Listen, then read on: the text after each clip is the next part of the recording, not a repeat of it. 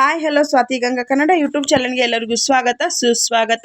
ಇವತ್ತಿನ ವಿಡಿಯೋದಲ್ಲಿ ಒಂದು ಶಕ್ತಿಶಾಲಿಯಾಗಿರುವಂಥ ಒಂದು ಮಂತ್ರವನ್ನು ತಿಳಿಸ್ಕೊಡ್ತಾ ಇದ್ದೀನಿ. ಈ ಒಂದು ಮಂತ್ರವನ್ನು ಯಾವ ಕೆಲಸಕ್ಕೋಸ್ಕರ ಹೇಳಬೇಕು, ಎಷ್ಟು ಬಾರಿ ಹೇಳಬೇಕು ಅನ್ನೋವಂಥ ಒಂದು ಕಂಪ್ಲೀಟ್ ಆಗಿರುವಂಥ ಮಾಹಿತಿನ ಈ ವಿಡಿಯೋದಲ್ಲಿ ಕೊಡ್ತೀನಿ. ವಿಡಿಯೋ ಇಷ್ಟ ಆಗ್ತಾ ಇದ್ರೆ ಲೈಕ್, ಶೇರ್, ಕಮೆಂಟ್, ಸಬ್ಸ್ಕ್ರೈಬ್ ಮಾಡಿಕೊಂಡು ಸ್ವಾತಿ ಗಂಗಾ ಕನ್ನಡ ಯೂಟ್ಯೂಬ್ ಚಾನಲ್ಗೆ ಎಲ್ಲರೂ ಸಪೋರ್ಟ್ ಮಾಡಿ ಅಂತ ಹೇಳಿ ತಿಳಿಸ್ತೀನಿ.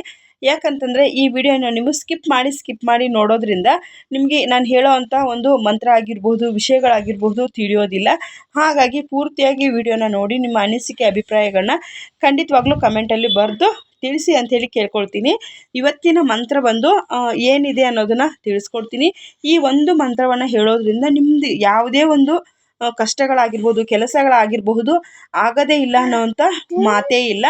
ಈ ಒಂದು ಮಂತ್ರವನ್ನು ನೀವು ಯಾವ ಒಂದು ಸಂದರ್ಭದಲ್ಲಿ ಹೇಳಬೇಕು, ಯಾವ ಒಂದು ಸಮಯದಲ್ಲಿ ಹೇಳಬೇಕಂದ್ರೆ ಬೆಳಗ್ಗೆ ಬ್ರಹ್ಮ ಮುಹೂರ್ತದಲ್ಲಿ ಹೇಳಬೇಕು. ಮತ್ತು ಇಲ್ಲ ನಮ್ಮ ಕೈನಲ್ಲಿ ಬೆಳಗ್ಗೆ ಬ್ರಹ್ಮ ಮುಹೂರ್ತದಲ್ಲಿ ಇವಾಗಂತೂ ವಿಪರೀತವಾಗಿ ಚಳಿ ಇದೆ, ನಮ್ಮ ಕೈಯಲ್ಲಿ ಆಗಲ್ಲ ಅನ್ನೋವಂಥವ್ರು ನೀವು ಖಂಡಿತವಾಗ್ಲೂ ರಾತ್ರಿ ಮಲಗೋದಕ್ಕೆ ಮುನ್ನ ಹೇಳ್ಕೊಳ್ಬೇಕು.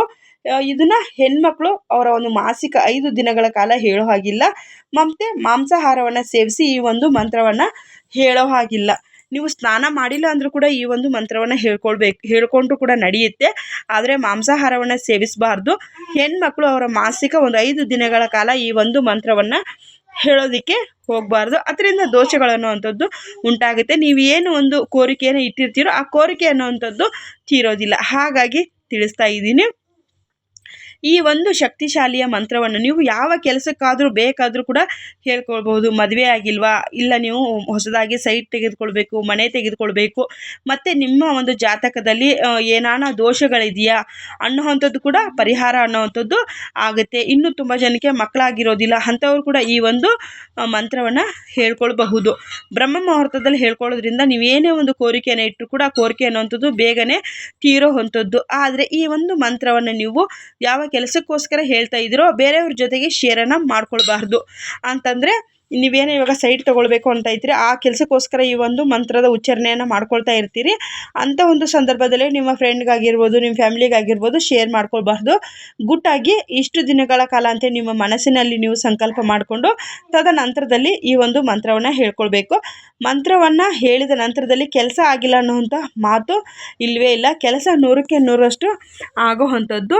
ಆದರೆ ಇನ್ನೊಂದು ಏನಪ್ಪ ಅಂತಂದರೆ, ಕೆಲವೊಂದು ಬಾರಿ ನಾವು ಅಪನಂಬಿಕೆನ ಇಟ್ಕೊಂಡ್ಬಿಡ್ತೀವಿ. ಅಯ್ಯೋ ಕೆಲಸ ಆಗುತ್ತೋ ಆಗಲ್ವಾ, ಡೈಲಿ ಮಂತ್ರ ಹೇಳ್ತೀವಿ, ಕೆಲಸ ಆಗುತ್ತಾ ಆಗಲ್ವಾ ಅಂಥೇಳಿ ನೀವು ಮನಸ್ಸಿನಲ್ಲಿ ಯಾವುದೇ ಕಾರಣಕ್ಕೂ ಕೂಡ ಅದನ್ನು ನೀವು ಹೇಳ್ಕೋಬಾರ್ದು.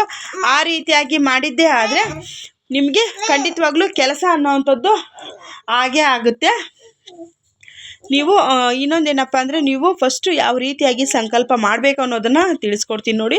ಬೆಳಗ್ಗೆ ನೀವು ಬ್ರಹ್ಮ ಮುಹೂರ್ತದಲ್ಲಿ ಹೇಳ್ತೀರಾ. ಫಸ್ಟು ನೀವು ಎಲ್ಲೋ ಒಂದು ಪ್ರಶಾಂತವಾಗಿರೋಂಥ ಜಾಗ, ಏನಂದರೆ ಈ ಮಂತ್ರವನ್ನು ಹೇಳ್ಕೊಳ್ಳುವಾಗ ನಿಮಗೆ ಯಾವುದೂ ಬಂದು ಡಿಸ್ಟರ್ಬ್ ಅನ್ನುವಂಥದ್ದು, ಯಾರೋ ಸೌಂಡ್ ಮಾಡೋದಾಗಿರ್ಬೋದು, ಗಲಾಟೆ ಮಾಡೋದಾಗಿರ್ಬೋದು ಆ ರೀತಿಯಾಗಿ ಇರಬಾರ್ದು.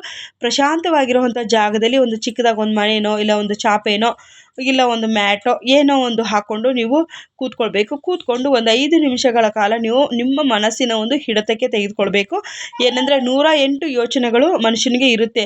ನಾವು ಏನೋ ಒಂದು ದುಡ್ಡು ಇಸ್ಕೊಂಡಿರ್ತೀವಿ, ಇಲ್ಲ ಮಕ್ಕಳಿಗೆ ಊಟ ತಿನ್ನಿಸಿರಲ್ಲ, ಏನೇನೋ ಒಂದು ಒಬ್ಬೊಬ್ಬರದ್ದು ಒಂದೊಂದು ಥರ ಇರುತ್ತೆ. ಹೆಣ್ಮಕ್ಳಿಗೆ ಟಿಫನ್ ಮಾಡಿಲ್ಲ, ಇನ್ನೂ ಮನೆಯವ್ರು ಬಂದಿಲ್ಲ, ಅದನ್ನೆಲ್ಲ ಬದಿಗಿಟ್ಬಿಟ್ಟು 10 ನಿಮಿಷಗಳ ಕಾಲ ನಾವು ಏನೂ ಇಲ್ಲ, ನಾವು ಫ್ರೀಯಾಗಿದ್ದೀವಿ, ನಮ್ಮ ಮೈಂಡ್ ಎಲ್ಲ ರಿಲೀಫ್ ಇದೆ, ನಾವು ಏನೇ ಒಂದು ಬಂದ್ರೂ ಕೂಡ ತೆಗೆದುಕೊಳ್ಳೋದಕ್ಕೆ ರೆಡಿ ಇದ್ದೀವಿ ಅಂಥೇಳಿ ನಮ್ಮ ಮೈಂಡನ್ನು ಅದನ್ನು ಬಲಗೊಳಿಸ್ಕೊಳ್ಬೇಕು.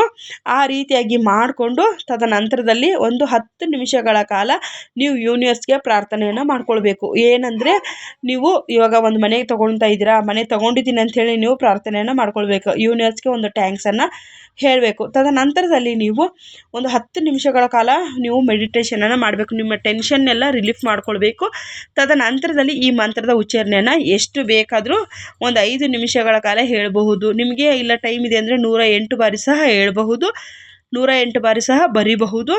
ಮತ್ತು ಇಲ್ಲಾಂದರೆ ನೀವು ಫೋನಲ್ಲಿ ಈ ಮಂತ್ರವನ್ನು ಒಂದು ಸತಿ ರೆಕಾರ್ಡ್ ಮಾಡಿಬಿಟ್ಟು ಪ್ರತಿದಿನ ಅದನ್ನು 108 ಬಾರಿ ನೀವು ಕನ್ವರ್ಟ್ ಮಾಡಿಕೊಂಡು ಕೇಳಿಸ್ಕೊಳ್ಳಬಹುದು.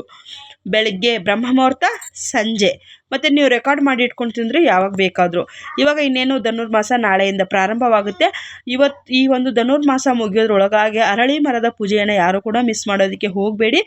ಆ ಒಂದು ಅರಳಿ ಮರದ ಬುಡಕ್ಕೆ ನೀರನ್ನು ಹಾಕಿ ಅರಿಶಿನ ಕುಂಕುಮ ಅಕ್ಷತೆಯನ್ನು ಹಾಕಿ ಸ್ವಲ್ಪ ಪಪ್ಪು ಸಕ್ಕರೆ ಇರುವೆಗಳಿಗೆ ಹಾಕಿ ತದನಂತರದ ಹೊಸ ಒಂದು ಮಣ್ಣಿನ ಹಣತೆಯಲ್ಲಿ ದೀಪವನ್ನು ಹಚ್ಚಿ ಬರೋದ್ರಿಂದ ಕೂಡ ನಿಮಗೆ ಎಷ್ಟೋ ಒಂದು ಪಾಪ ಕರ್ಮಗಳು ಅನ್ನುವಂಥದ್ದು ದೂರವಾಗುತ್ತೆ. ಇವಾಗ ನಾನು ಹೇಳ್ತಾ ಇರೋವಂಥ ಬಂದು ಮಂತ್ರ ಬಂದು ನರಸಿಂಹಸ್ವಾಮಿಯ ಒಂದು ಸ್ತೋತ್ರವನ್ನು ತಿಳಿಸ್ಕೊಡ್ತಾ ಇದ್ದೀನಿ.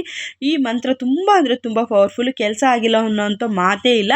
ಖಂಡಿತವಾಗ್ಲೂ ಈ ಒಂದು ಮಂತ್ರವನ್ನು ಉಚ್ಚಾರಣೆಯನ್ನು ಮಾಡಿ ನಿಮಗೆ ಏನು ಅನ್ನಿಸ್ತು, ಯಾವ ರೀತಿಯಾಗಿ ನಿಮಗೆ ಅದು ಆಯಿತು, ನಿಮಗೆ ಕೆಲಸ ಅನ್ನುವಂಥದ್ದು ಖಂಡಿತವಾಗ್ಲೂ ಜರುಗುತ್ತೆ. ನಂಬಿಕೆ ಇಟ್ಟು ಮಂತ್ರವನ್ನು ಹೇಳ್ಕೊಳ್ಳಿ. ಅದರಿಂದ ನಿಮಗೆ ತುಂಬ ಅಂದರೆ ತುಂಬ ಉಪಯೋಗ ಅನ್ನೋವಂಥದ್ದು ಆಗುತ್ತೆ. ಮತ್ತು ನೀವು ಏನು ಅಂದ್ಕೊಂಡಿರ್ತೀರೋ ಆ ಕೆಲಸ ಅನ್ನೋವಂಥದ್ದು 100ಕ್ಕೆ 100ರಷ್ಟು ಸಕ್ಸಸ್ ಅನ್ನೋವಂಥದ್ದು ಆಗುವಂಥದ್ದು. ಇದು ತುಂಬ ಜನ ಕೂಡ ಆಗಿದೆ. ಬನ್ನಿ ಇವಾಗ ಸ್ಕ್ರೀನ್ ಮೇಲೆ ಮಂತ್ರ ಬರ್ತದೆ. ಓಂ ನರಸಿಂಹಾಯ ವಿದ್ಮಹಿ ವಜ್ರ ನಕಾಯ ಧೀಮಹಿ ತನ್ನೋ ಸಿಂಹ ಪ್ರಚೋದಯಾತ್. ಓಂ ನರಸಿಂಹಾಯ ನಮಃ. ನಿಮಗೆ ನಾನು ಹೇಳೋದ್ರಲ್ಲಿ ಏನಾನ ವ್ಯತ್ಯಾಸ ಕೇಳಿಸಿದರೆ ಸ್ಕ್ರೀನ್ ಮೇಲೆ ಬರೆದಿರುವಂಥ ಈ ಒಂದು ಮಂತ್ರ ಕರೆಕ್ಟಾಗಿರುತ್ತೆ. ಇದನ್ನು ನೀವು ಸ್ಕ್ರೀನ್ಶಾಟ್ ಆದರೂ ಮಾಡ್ಕೊಳ್ಬಹುದು, ಇಲ್ಲ ಒಂದು ಬುಕ್ ಪೆನ್ನಲ್ಲಿ ಬರ್ಕೊಳ್ಬಹುದು.